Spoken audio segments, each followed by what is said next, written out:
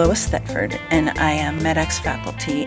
I myself graduated from MEDEX in 1981 in class 14 and have been lucky enough to do family practice for 40 years.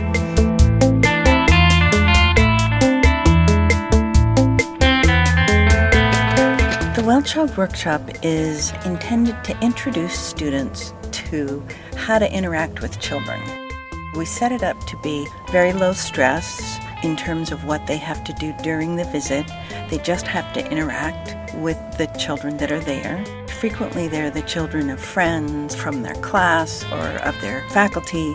There's a faculty member in the room. They might be the parent or they might be a preceptor. And there's one or two students and one or two kids usually.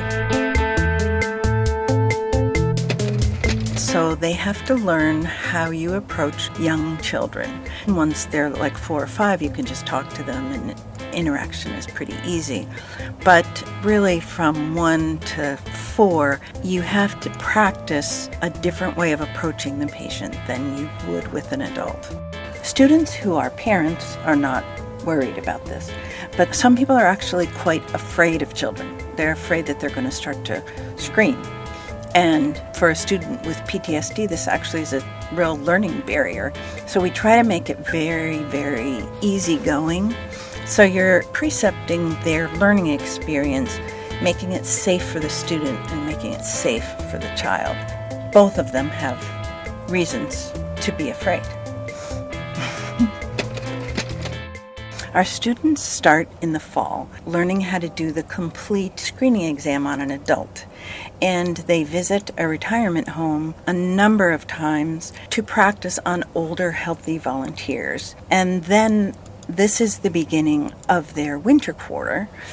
And so it uses all of the skills that they learned before about how to look in ears and mouth and eyes and feel the belly and all those things that you do with adults, and now adapt it to working with children, because children are unpredictable. They might move their head suddenly. So you have to do a lot of safety planning during your exam so that if the child moves suddenly, that there's no harm.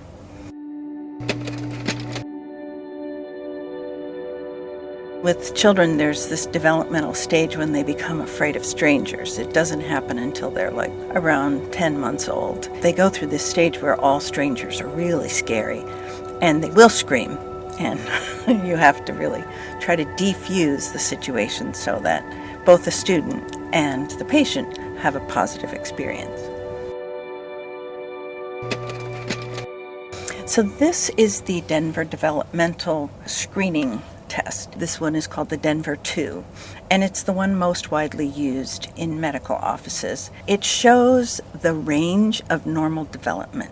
So when you're talking about this child here, 15 months old, there are certain developmental things that she should be able to do, and if she can't do them, it's a cause of concern.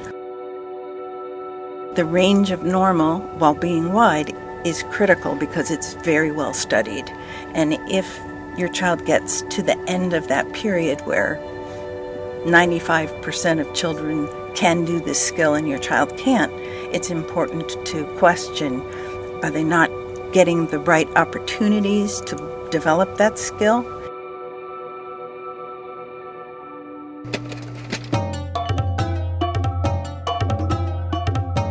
So one of the developmental things is, can the child imitate a circle, tell which is the longer of two lines, make a square, and so on. And this child is just drawing at this point, but he was actually really an incredible jokester. It's like when we went out to do the weighing, he said, now we're going to go back to the room. And so he backed up all the way to the room, around the corner and down the hallway. I mean, everything, he had a little twist on it. So there he's drawing something that's more than what was requested. This is a near vision eye chart. They ask the child to point to certain things, and this child can read. So she's actually reading parts of the eye chart to him, which proves that she can see it. Weighing babies can be difficult because they wiggle and they move, and you have to make sure that they don't like throw themselves off. And so the parent is holding his hands behind the baby in order to make sure that she doesn't catapult that way. And the examiner is interacting with the child, which provides distraction, and also trying to read and record the weight that you can see at the bottom of the picture. This is the scale for children who are able to stand. It's a large electronic scale that's covered in stickers. And so you ask the child to go stand on a certain sticker, kind of in the middle, and then it gives you the weight. Very efficient and accurate. When we're looking at verbal comprehension, sometimes we ask them to name the picture. So that's one of the earlier things that they can do. Sometimes you can name it and they can point to it at a younger age, but there's a certain age at which they should be able to say that's a dog, that's a horse, and so on. Then the next stage of that is that we ask them which one can fly, which one can gallop, which one says bow wow, so that they actually identify not just the name of the picture, but the action of the animal that we're talking about. So this is a demonstration of the head circumference. Children actually often object to the head circumference, but if you demonstrate it on an adult or a doll or someone else, they often will be willing to imitate. One of the things that you ask children to do on the range of their gross motor development is, first there's standing, then there's running, then there's climbing. Can you stand on one foot? Initially, we look for like 2 seconds, and then they get up to 5 or 6 seconds. And then we ask you to do the heel to a walk, which is like walking on a line. And it shows a high level of coordination and balance. And so that's what they're doing there, is they're looking at coordination and balance along the range of development. There is a stage where we ask children to name parts of the body, so ears, nose. It's a younger age than this, but I think she's just playing with him. So if children are 2 or under, we lay them down on a measuring board. But this child is actually 5, so he's being measured here.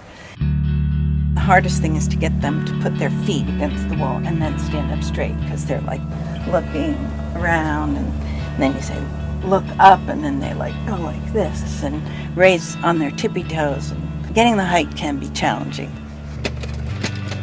So this student is filling out the growth chart. They have the Denver to facilitate their interaction and to really get used to the idea of how you assess development along the scale of normal. But they also have to do the actual growth chart. So they have to chart onto this chart. It's important to track growth. It's the most important indicator of health in a young child. Audrey does a fantastic job of organizing the workshop. She has food for the students and for the children, and keeps track of who's done how many exams and what children are ready for a break and all those things. I love pediatrics, and I really want the students to really enjoy their experience, because it'll make them better practitioners.